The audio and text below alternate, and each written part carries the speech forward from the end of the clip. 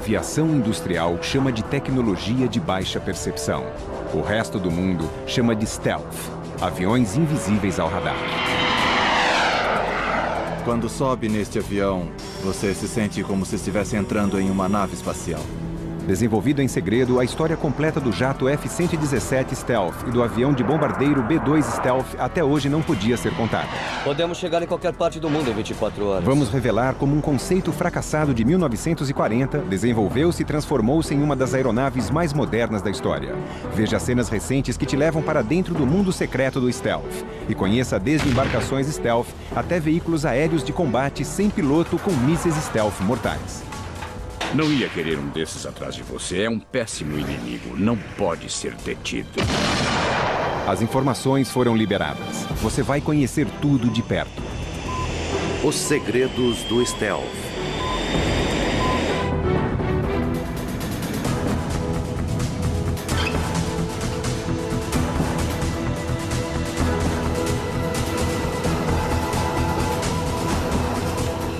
Em 24 de março de 1999, 2 aviões bombardeiros B-2 Stealth decolaram da base da Força Aérea de Whiteman, iniciando uma missão de combate que duraria 30 horas.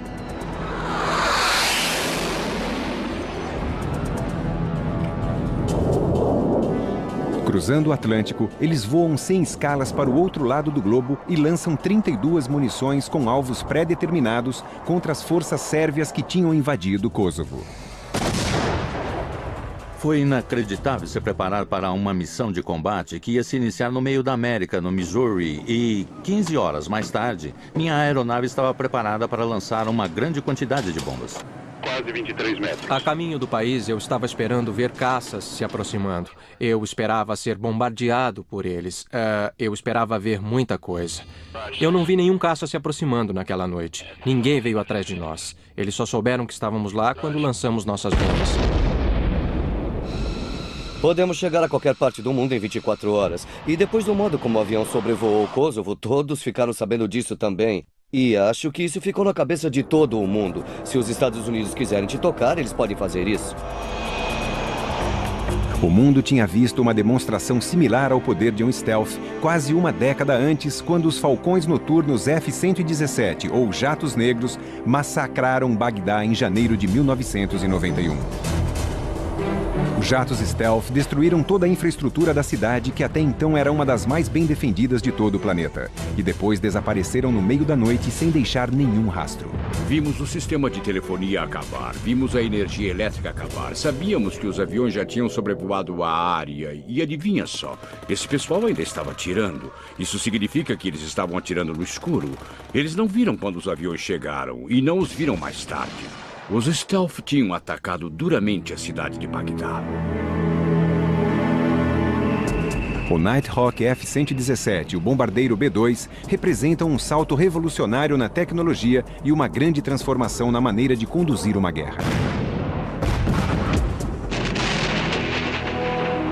Mas a história por trás desta incrível aeronave, como a sua existência foi camuflada como um segredo guardado a 7 chaves por mais de 10 anos, é tão dramática e fascinante quanto os próprios aviões.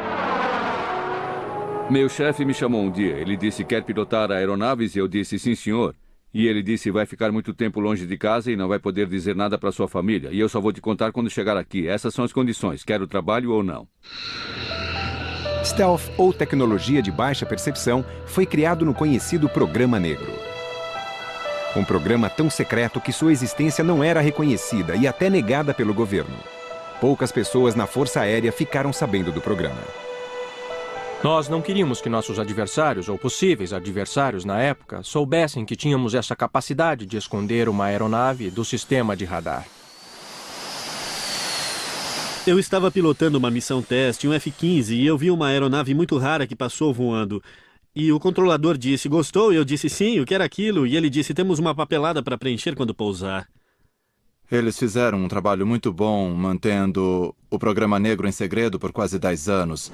E realmente protegeram a tecnologia e permitiram que mantivéssemos a liderança da qual usufruímos ainda hoje, em se tratando de tecnologia de baixa percepção. A expedição para a criação da aeronave Stealth começou como um esforço para combater a tecnologia secreta de uma época anterior, o radar. Uma tecnologia que se sustenta na detecção através do rádio e que, na verdade, foi desenvolvida na Segunda Guerra Mundial. Um radar, na verdade, trabalha transmitindo um sinal numa direção. E esse sinal que foi transmitido atinge um alvo, reflete o alvo e então o reflexo volta para o radar. E o receptor, então, captura esse sinal refletido. O tamanho aproximado ou a forma de um objeto detectado pelo radar chama-se RCS, ou corte transversal do radar. A forma e as emissões eletrônicas de uma aeronave contribuem muito para a aquisição do RCS, assim como o seu tamanho. O radar é capaz de apontar a direção, a distância e a velocidade de um objeto. Se você estiver dentro da aeronave captada, prepare-se então para o pior. Durante os anos 70, a União Soviética começou um processo de grande desenvolvimento militar, incluindo a criação do maior e mais sofisticado sistema de defesa aérea por radar do mundo. Você tem que voltar atrás na época em que ainda estávamos na Guerra Fria e ainda tínhamos a necessidade de penetrar no espaço aéreo soviético com nossos bombardeiros. Se os militares soviéticos acreditassem que estavam invulneráveis a um ataque aéreo, isto poderia desestabilizar o equilíbrio de poderes preservado de forma intranquila entre as duas superpotências por quase 30 anos. A Força Aérea Americana precisava de uma solução e deixou este encargo para uma agência científica dentro do Pentágono. A Agência de Projetos de Pesquisa avançava sobre defesa. Juntos, eles iniciaram um programa para o desenvolvimento de uma aeronave de ataque que dificilmente seria detectada pelos radares. Em agosto de 1975, 2 projetistas de aeronaves, Lockheed e Northrop, foram convidados para desenvolver modelos de teste de uma aeronave de ataque com o menor corte transversal possível. A companhia com o melhor design seria recompensada com um contrato para construir 2 aeronaves.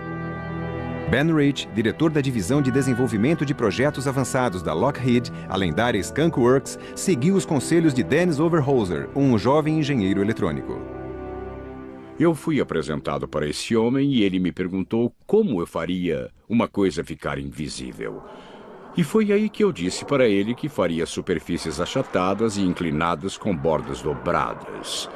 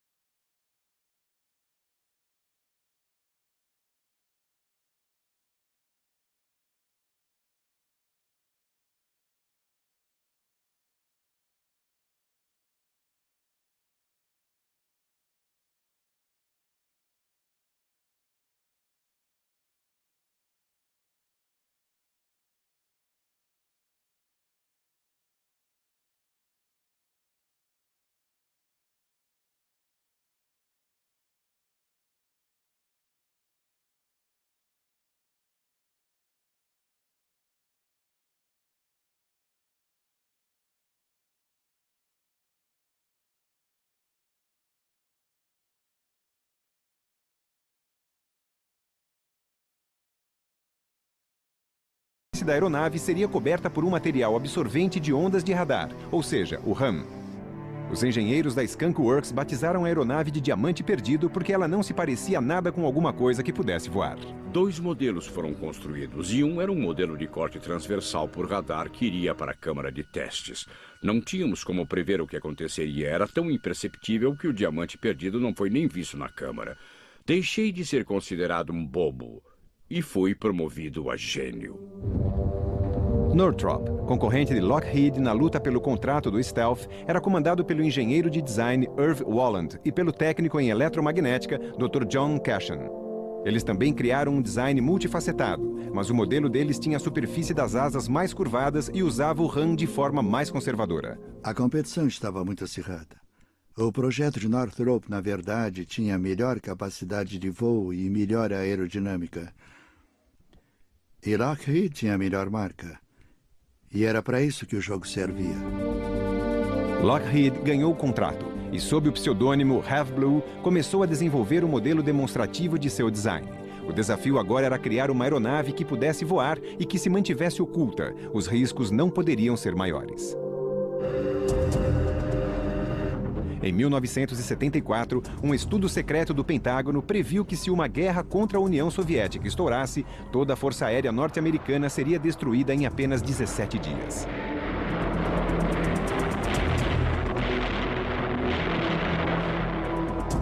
Para a Força Aérea norte-americana, a tecnologia stealth era a última esperança.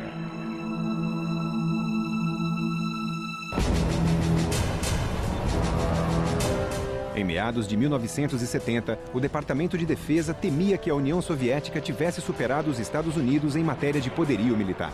O Pentágono acreditava que o único modo de restaurar o equilíbrio dependia de uma pequena aeronave com um nome engraçado que tinha sido projetada para ser invisível para os radares. Mas será que ela poderia voar? O Diamante Perdido nunca teve a intenção de ser projetado na forma de uma aeronave. A intenção era só provar um conceito. Ainda pairavam muitas dúvidas a respeito de sua capacidade de voo. Mas o projeto multifacetado tinha mais capacidade de voo do que se podia prever. Quando eles colocaram o modelo aerodinâmico dentro do túnel de vento e tentaram medir a elevação e a força de resistência, o Departamento de Aerodinâmica se surpreendeu. A estimativa de resistência tinha sido superada. Então a equipe de aerodinâmica disse: talvez existam maneiras de mudar isso e ensiná-lo a voar. A Skunk Works e a equipe de design avançado de aeronaves da Lockheed transformaram o Diamante Perdido no projeto Have Blue, ou seja, a primeira aeronave stealth do mundo. Mas isso não teria sido possível sem um sistema de controle de voo no qual os computadores a bordo fizessem ajustes constantes a cada minuto para manter a aeronave estável durante o voo. Um sistema similar é usado ainda hoje no F-117.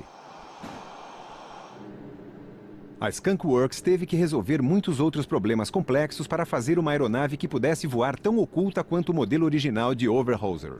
Não sabíamos se seríamos capazes de inventar componentes que seriam funcionais e que ao mesmo tempo mantivessem os níveis de ocultação que todos os componentes deveriam ter. Todos os componentes internos, o teto de vidro do piloto, todo o sistema de ar, todos esses componentes diferentes tiveram que ser literalmente inventados. Para evitar que a energia do radar refletisse de volta para sua fonte, era essencial que o avião não tivesse margens retas formando ângulos retos. Assim, os compartimentos de armar foram feitos com margens serrilhadas, bem como o trem de pouso e o compartimento do piloto. Se você olhar para o compartimento do piloto do 117, verá que ele abre e fecha perpendicularmente à linha de voo. Com isso, a energia do radar, que é refletida no compartimento, se parte e volta diretamente para o radar, e não pode ser assim. Então, os dentes cerrados quebram essa linha reta e o retorno de energia para o radar deixa de ser tão amplo. Outros equipamentos do stealth também foram adaptados, incluindo a cauda, que tem um sistema de resfriamento e liberação de gases para minimizar a detecção por raios infravermelhos. Uma das superfícies mais refletivas de um jato são as turbinas espiraladas de seu motor. Um dos maiores problemas com o projeto do stealth são os componentes internos do motor. E basicamente o que fizemos foi construir uma rede cheia de buracos, e os buracos permitem que o ar corra através do motor. E já que os buracos são muito pequenos, as longas ondas do radar não conseguem viajar por esses tubos. Finalmente, em 1º de dezembro de 1977, o piloto de teste Bill Park cortou o céu com o stealth. A demonstração da aeronave da Have Blue voou perfeitamente.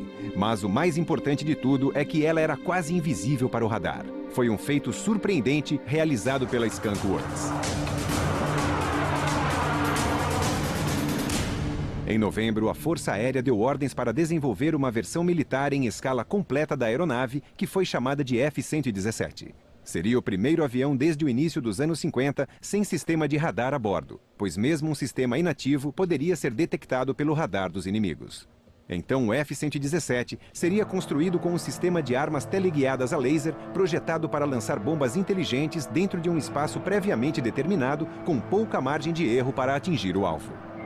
A característica básica destas armas teleguiadas é o poder de determinar um alvo no chão através do laser. A arma colhe a energia refletida do laser. Assim, depois que lançou a arma, o avião pode ir embora e continuar a missão de voo. E a arma, por conta própria, se dirige para o ponto designado a laser. O primeiro F-117 foi pintado com um motivo de camuflagem que tinha sido planejado para esconder sua superfície única à dos olhos curiosos dos satélites espiões dos soviéticos. Em 18 de junho de 1981, o F-117 fez seu voo inaugural em um ponto remoto do deserto no oeste dos Estados Unidos.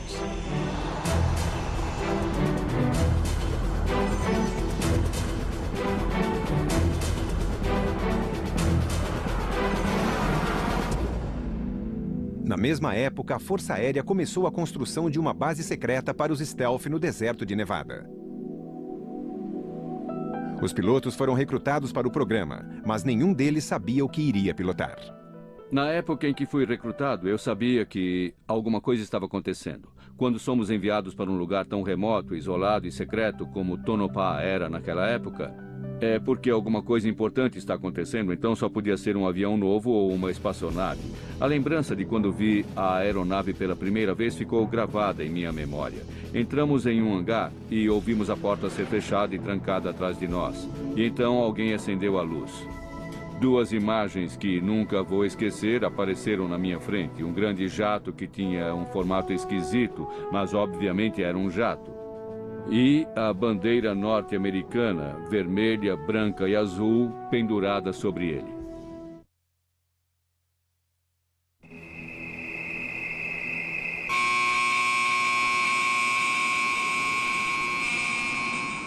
Pintados de preto para combinarem com o céu noturno, os jatos só voavam durante a noite.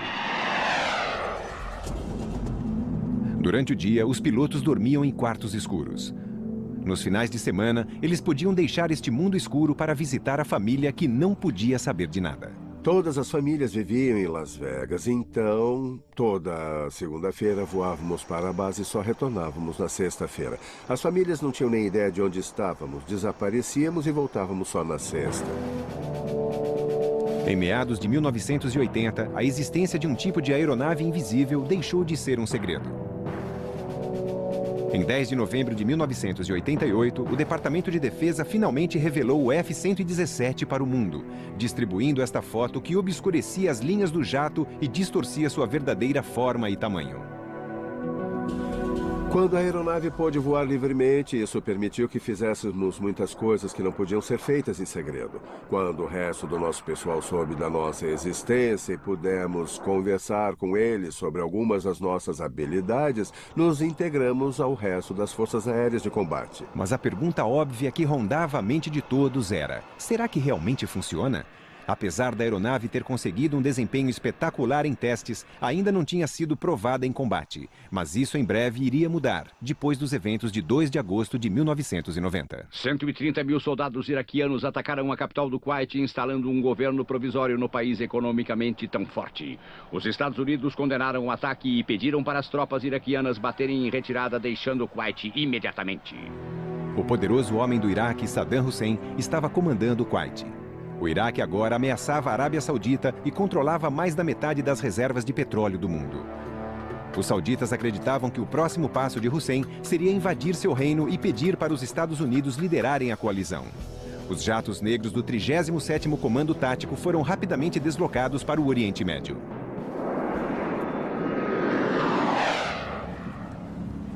Quando Hussein desobedeceu o prazo final imposto pelas Nações Unidas para se retirar do Kuwait, a coalizão foi forçada a tomar providências. Mas uma impenetrável e aparente cobertura com mais de 4.000 armas, radares teleguiados e mísseis aéreos protegiam Bagdá. Os iraquianos acreditavam que estavam prontos para se defender de qualquer coisa que a coalizão atirasse sobre eles.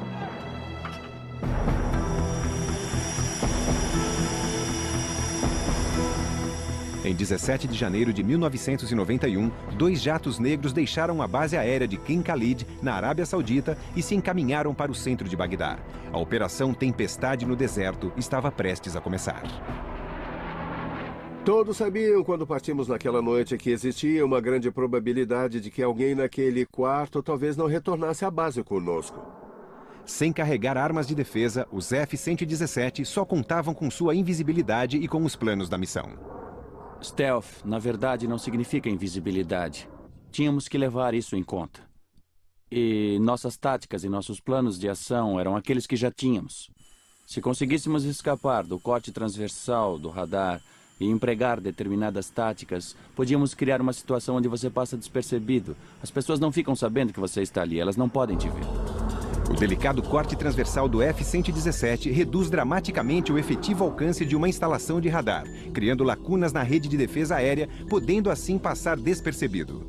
Um sistema computadorizado de bordo comanda a missão programando a aeronave para voar pela rota com menos risco de ser detectado pelo radar até que ela alcance o alvo. Acho que todos já disseram que aquela noite foi muito tensa. Nós nos preparamos e fomos direto para o campo, todos se encaminhando para Bagdá. A aeronave nunca tinha sido usada, então estávamos um pouco preocupados porque não sabíamos se ia funcionar de verdade. Um pouco antes das 3 da manhã, hora local, os jatos negros chegaram. E com as luzes apagadas e os rádios mudos, eles sobrevoaram Bagdá.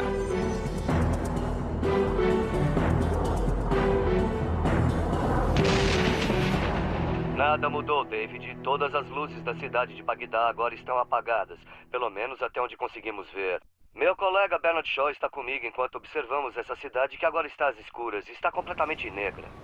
Em poucos minutos, os centros de comando, o sistema de comunicação e de energia elétrica tinham sido destruídos, sendo quase impossível para os iraquianos elaborar um plano de contra-ataque.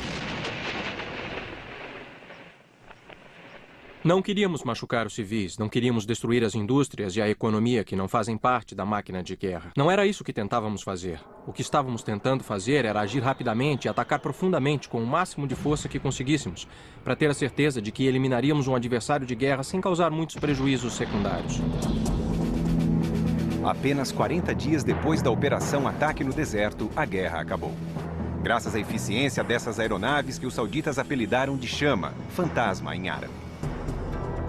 Apesar de serem 43 F-117 designados para a Guerra do Golfo, eles só representavam 2,5% de toda a coalizão da Força Aérea e, ainda assim, destruíram mais de 40% dos alvos estratégicos durante a guerra. Os jatos negros fizeram quase 1.300 missões sem sofrerem nenhum arranhão. A performance dos F-117 na Guerra do Golfo superou muito todas as nossas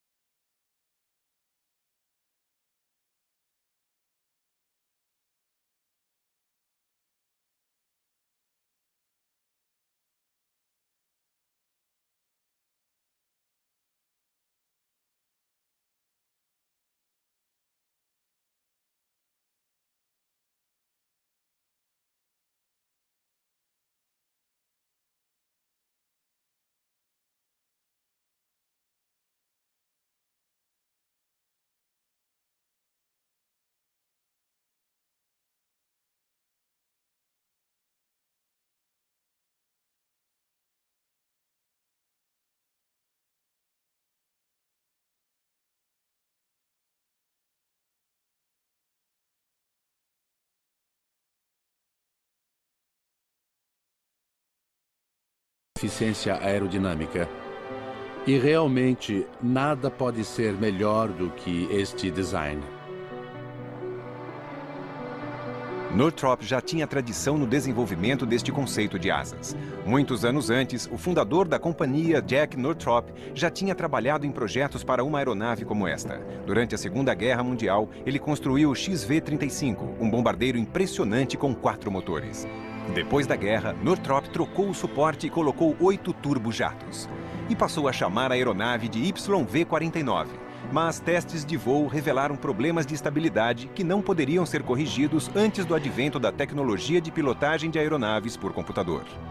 A Força Aérea cancelou o programa em 1949 e ordenou que as últimas 11 carcaças fossem destruídas e vendidas para o ferro velho. Desiludido, Jack Northrop pediu demissão da companhia e abandonou totalmente a indústria de navegação aérea. O YB-49 não era um modelo dirigido para chegarmos ao B-2, mas o B-2 tinha a mesma dimensão em polegadas do YB-49, que era de quase 52 metros. O YB-49 nos deu a dica de como fazer o controle direcional de dentro do avião. Quando você queria pilotar, não tinha uma cauda e não tinha um leme.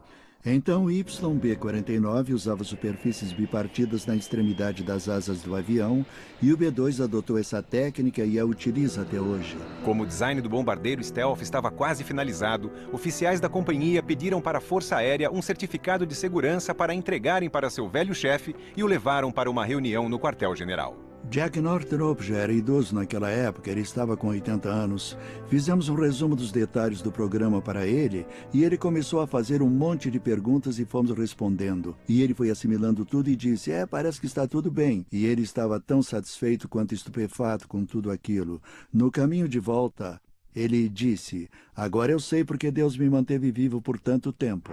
Ao contrário do projeto original, o B-2 seria beneficiado com um programa de computador chamado AutoCAD ou Auxílio Gráfico Computadorizado. O próprio esboço, demonstrando um jato com curvaturas prolongadas, se comparado com versões anteriores da tecnologia Stealth, que eram mais lapidados, mostrou a relação direta entre o esboço do B-2 e os avanços que estavam ocorrendo nos computadores. Muitos anos antes do projeto do B-2, Northrop tinha projetado e construído o Test Blue, uma aeronave de vigilância e combate imperceptível ao radar que pode ser vista aqui em uma gravação rara. Ela era curva de todos os lados para assim evitar os radares. O programa Test Blue esclareceu muitos dos problemas, embora os aviões não se parecessem entre si. Chegamos a curvaturas alongadas e a uma aerodinâmica mais eficiente. Obtivemos materiais internos que foram abertos para a corrente aérea, ao invés de ficarem com uma grelha na frente. Sensores melhores foram desenvolvidos e atingimos alto nível de aviônica. A experiência do Northrop com o Test Blue provou que um veículo stealth poderia ser construído com superfícies aplanadas que iriam despistar a energia do radar que seria lançada sobre o veículo, produzindo pequenas ondas de radar manejáveis que poderiam ser desviadas da sua origem. A parte mais difícil do B-2 não era projetar um formato que atendesse às necessidades impostas e sim começar o processo de construção do mesmo.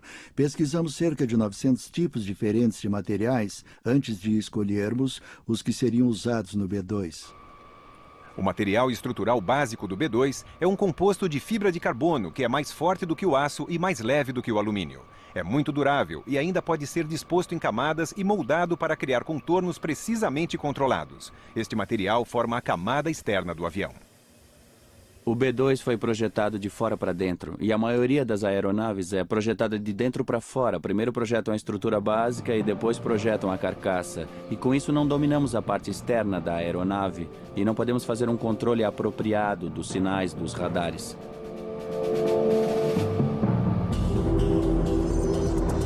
Diferente do F-117, o B-2 exigia um radar para identificar sinais de perigo e possíveis alvos em todas as condições climáticas e em grandes altitudes.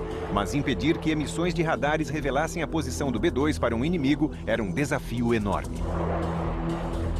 O modo que descobrimos de fazer isso foi controlando duramente as emissões, limitando tudo o que transmitíamos de dentro da aeronave, ou seja, informações sobre onde estávamos, como chegamos até lá e quanto tempo íamos permanecer. Assim, ninguém poderia rastrear as emissões que retornavam para a aeronave e não conseguiriam descobrir a localização da mesma. Mas como fazemos isso é confidencial.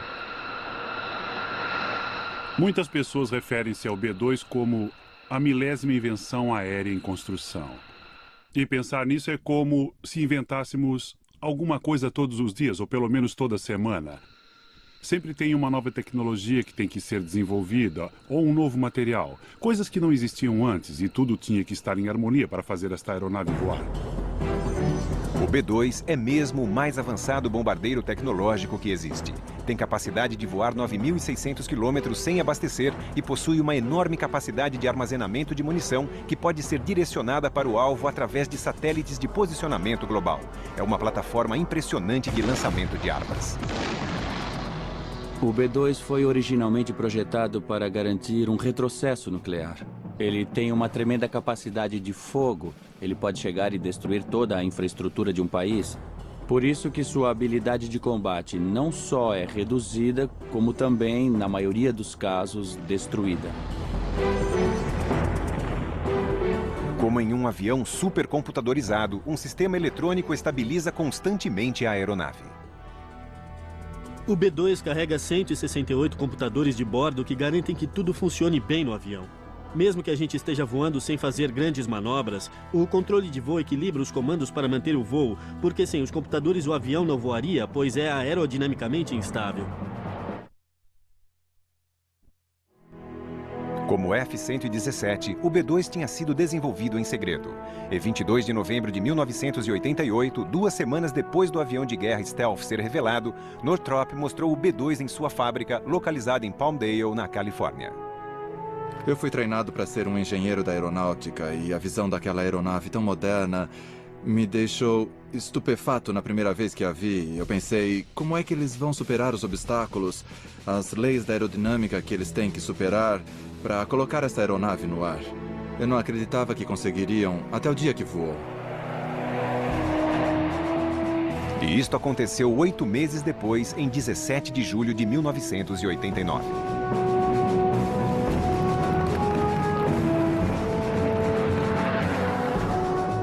Mas o grande bombardeiro só seria testado 10 anos mais tarde.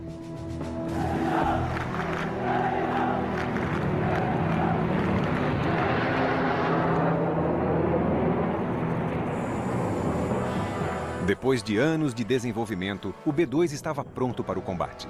Apesar de ser a última palavra em termos de tecnologia avançada, ninguém tinha certeza de como o bombardeiro Stealth ia se comportar em uma batalha. Em 1989, ávido por poder, o presidente da Iugoslávia, Slobodan Milošević, revogou a autonomia da província sérvia de Kosovo. Séculos de ódio entre sérvios e albaneses racistas vieram à tona e estas hostilidades foram um estopim que rapidamente detonou um campo de guerra. Por quase 10 anos, pessoas do mundo todo procuraram ajudar como podiam, enquanto as tropas sérvias queimavam aldeias, tiravam as pessoas de seus lares e cometiam crimes indescritíveis contra a humanidade. Em março de 1999, quando Milošević rejeitou o pedido de paz feito pela OTAN, mantendo suas tropas na área, os Estados Unidos e a Europa iniciaram a Operação Forças Aliadas e tinham a arma perfeita para o trabalho, o B-2. Esta aeronave é perfeita para um bombardeio estratégico. Ela faz o que nenhuma outra pode fazer, mesmo que não tenhamos uma base para pousar e que nossos aliados se recusem a receber nossas forças em seu solo. Nós podemos sair daqui e atravessar a defesa aérea dos inimigos, lançar nossas armas e voltarmos para casa em segurança. O B-2 é muito mais poderoso. Um exemplo perfeito disso é que, até 10 anos atrás, costumávamos enviar diversas aeronaves para atacar um só alvo, e agora podemos enviar o B-2 para atacar 16 alvos diferentes e jogar todas as nossas munições com precisão onde quer que estejam estes alvos. O B-2 possui os explosivos e o poder de destruição de 8 F-16. Então, quando você se dá conta que está dentro deste avião com poder de fogo equivalente a 8 F-16, é realmente incrível. Assim como o F-117, o B-2 não carrega armas defensivas e conta totalmente com sua invisibilidade e com o planejamento da missão. A tensão era muito grande e eu disse para a equipe, aqui está o plano. Ainda não foi testado em combate, mas foi preparado para isso. E já o pilotamos de diversas maneiras e lançamos muitas bombas. E temos certeza de que tudo vai funcionar muito bem. Podem ir.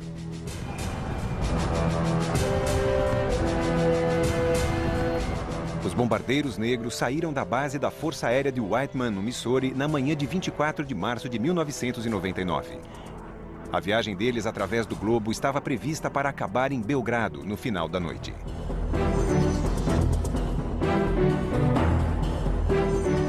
O B-2 gosta de sair à noite enquanto as pessoas estão dormindo. Adoramos tempo ruim e ninguém gosta disso. Então, o B-2 fez com que todo um comportamento, toda uma atitude mudasse e assim não damos mais nenhuma hora de trégua para o inimigo.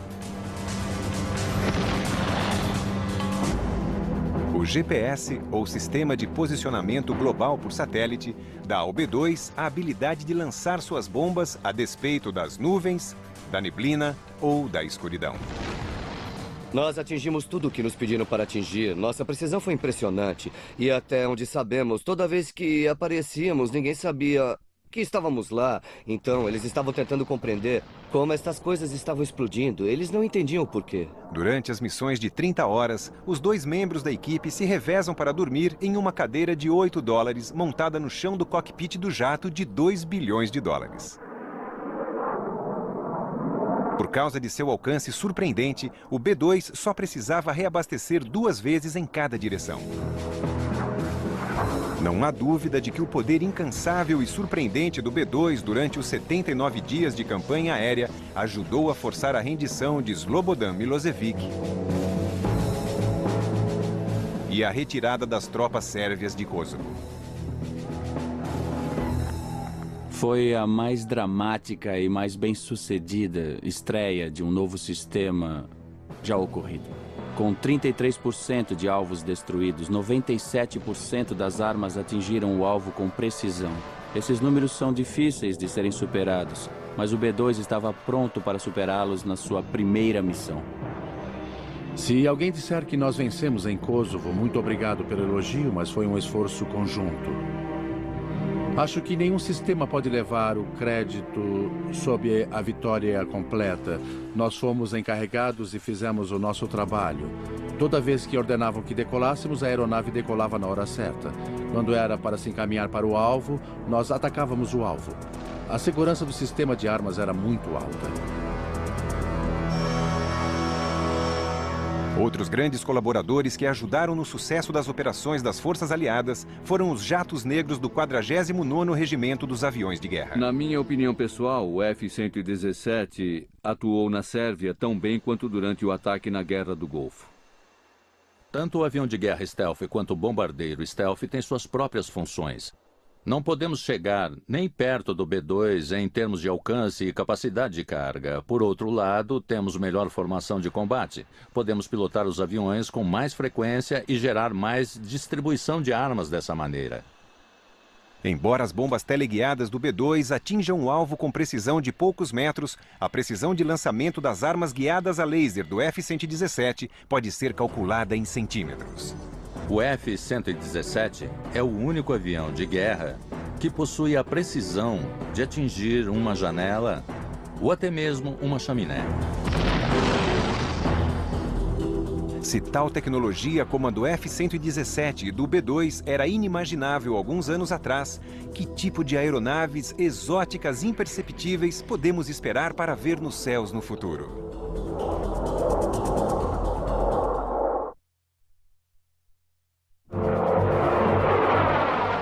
Embora as aeronaves stealth pareçam expressar a última palavra em termos de sistemas modernos de armas, elas só representam as primeiras gerações de uma tecnologia que ainda está engatinhando. Não existirá qualquer aeronave no futuro que não tenha tecnologia stealth. Temos que analisar a tecnologia stealth para medir a capacidade de sobrevivência da aeronave. Já surgindo no horizonte, podemos vislumbrar o F-22 Raptor de Lockheed, que substituiu o YF-23 de Northrop como sendo o mais avançado avião tático de guerra no futuro. Nós examinamos o F-22 e ele será uma aeronave stealth. E não se parece nada com o F-117. E tem possibilidades de manobra muito melhores. Não estou falando só de seu desempenho no ar em direção ao solo, mas também de seu desempenho em voo, que obteve um salto quântico em qualidade acima da capacidade que o F-117 tinha. Construído principalmente com compostos e ligas de titânio, o F-22 com assento único combina níveis altos de tecnologia stealth com velocidade supersônica e aviônica avançada. A tecnologia stealth ainda é considerada uma tecnologia relativamente nova para os militares. Tem coisas que foram aprendidas com o F-117 que foram empregadas no projeto do B-2. E tem coisas que aprendemos com o B-2 que foram empregadas no F-22. E iremos aprender coisas com o F-22 que só serão usadas em sistemas futuros daqui a dezenas de anos. Nem todo programa de desenvolvimento stealth tem sido bem sucedido.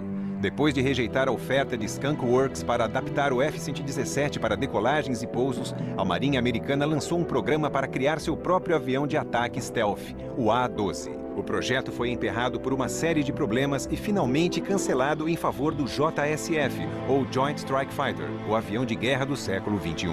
As razões para a eventual produção do Joint Strike Fighter são inúmeras. Se você considerar que estamos desenvolvendo um avião que vai substituir o Falcão de Guerra F-16, que tem sido o mais bem-sucedido jato de guerra moderno, é difícil dar uma perspectiva do que vai acontecer, pois este programa vai estar cercado de dificuldades. O JSF está sendo projetado em 3 configurações. Uma configuração convencional de veículo de decolagem e pouso para a Força Aérea Americana, em uma versão especial para a Marinha Norte-Americana e uma versão para decolagens e pousos verticais para os fuzileiros navais e para a Marinha Real Britânica.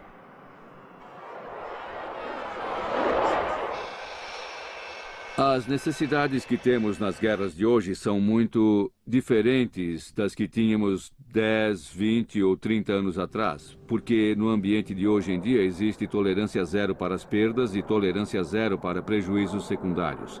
E se tomar como exemplo um modelo como o JSF, verá que ele foi construído para as guerras do futuro. Aviões invisíveis exigem armas invisíveis, como as armas da nova geração de mísseis cruzadores, que são tão imperceptíveis que só podem ser detectadas quando estão em cima de seus alvos. O mais recente míssil stealth é o Jasmine, que representa a última palavra em tecnologia. E o Jasmine pode ser lançado a uma longa distância da área do alvo e mesmo assim ele atinge seu objetivo. Não ia querer um desses atrás de você. É um péssimo inimigo. Não pode ser detido. O potencial futuro dessa invisibilidade pode ser compreendido melhor através dos veículos de combate aéreo não tripulados. Versões stealth dessas aeronaves de reconhecimento já estão em uso hoje. Veículo de combate aéreo não tripulado é um veículo que vai mais a fundo dentro do território inimigo e ele fica lá por um período de tempo. Ele irá inspecionar, pesquisar e destruir um alvo no solo. Um veículo de combate aéreo não tripulado seria capaz de carregar o dobro de munições que um avião de guerra poderia suportar. E custaria muito menos para ser produzido, desde que não fosse necessário equipá-lo com controles ativados por piloto e nem com sistemas de segurança. A performance destes veículos de combate aéreo também não precisaria estar restrita aos limites da fisiologia humana. E o melhor de tudo é que evitaria que qualquer pessoa fosse ferida em seu trajeto. O veículo de combate aéreo não tripulado da Boeing, o X-45, foi projetado para atacar as defesas aéreas do inimigo a uma curta distância do alvo. Totalmente robotizadas, essas máquinas atacariam o alvo em um grupo de 4 aeronaves. As informações seriam passadas por GPS, que ajudariam a direcioná-las direto para seus alvos. Nos dias de hoje, estamos procurando reduzir ao máximo a perda de vidas e o risco de avarias. E com isso, estaríamos principalmente arriscando as máquinas a serviço da nação, ao invés de colocarmos em risco a vida de um ser humano. O Pegasus da Northrop Grumman é a pedra fundamental de um programa naval para explorar a possibilidade de lançamento e recuperação de veículos de combate aéreo. A aeronave stealth em formato de pipa possui um só motor a jato sobreposto na estrutura e um elo de dados de voo para se comunicar com o solo, com o controle aéreo e talvez até com uma outra aeronave. Mas veículos de combate aéreo e stealth talvez não sejam os únicos fatores que proporcionarão futuras aeronaves de combate com cortes tão precisos. No passado, os pilotos da Força Aérea voavam bem alto e bem rápido para sobreviverem. E quando olhamos para o futuro, combinando velocidade com invisibilidade, acho que estamos diante de um desafio muito atraente. O bombardeiro do futuro talvez seja um veículo furtivo literalmente muito rápido para ser abatido. Quando projetamos esta nova geração de veículos com capacidade global de ataque para a Força Aérea dos Estados Unidos, nós tomamos o B-2 como exemplo, mas com uma capacidade de carga maior. Um B-2 com maior alcance e com um sistema que pode viajar 3 vezes mais rápido. A tecnologia stealth também pode nos fornecer naves que podem desaparecer na água com a mesma facilidade que o B-2 e o F-117 desaparecem no ar. O Sea Shadow é um demonstrador tecnológico e as demonstrações não se resumem somente à invisibilidade, e sim por ser uma embarcação totalmente automatizada. Construído em segredo total por Lockheed para a Marinha, o Sea Shadow apoia-se em um par de flutuadores submersos, permitindo que as laterais da embarcação inclinem para dentro em um ângulo extremo. Este design não só desvia os radares, como também reduz a visibilidade e posiciona o sistema de propulsão muito acima do nível da água, tornando-a difícil de ser identificada através de um sonar. Temos que continuar em busca de novas tecnologias e não ficarmos dependentes das que já existem. Se considerarmos os futuros ambientes de combate, teremos que progredir e aperfeiçoar o que já foi feito no passado, porque o inimigo vai estar melhor preparado para nos combater. Como a tecnologia stealth vai se desenvolver é um elemento essencial para as guerras do futuro. Ela será incorporada no design de cada autoconceito de sistema de armas, real ou imaginário. É por isso que as pesquisas continuarão, assim como continuarão as pesquisas para combatê-la. A ciência da guerra diz que para cada nova arma desenvolvida, uma é criada para combater. E aí você tem que criar uma arma para combater esta outra. Então eu penso que provavelmente há pessoas lá fora tentando compreender como derrotar a tecnologia stealth. Não existe mais ninguém no mundo que tenha a capacidade que nós temos com os stealth. E acho que eles estão tentando descobrir como é que nós conseguimos fazer isso. Nós não queremos ficar no mesmo plano de qualquer inimigo em potencial que esteja por aí. Queremos estar 2 ou 3 passos na frente. Se você consegue ser tão bom a ponto de ninguém querer te desafiar, você não vai precisar lutar. Isso é muito melhor do que lutar. Porque ninguém odeia mais as guerras que os próprios guerreiros. Se vamos mandar homens e mulheres norte-americanos, nossos filhos e nossas filhas para combaterem, nós temos que tomar conta deles. E se vamos colocá-los em caminhos perigosos, precisamos trazê-los de volta para casa. Ou pelo menos dar a eles maiores chances de poderem voltar para casa. Não há dúvidas de que a ciência da tecnologia stealth vai continuar a desenvolver-se. E o domínio desta tecnologia pode ser a chave para a vitória sobre os campos de batalha no futuro. Versão brasileira Vox Mundi.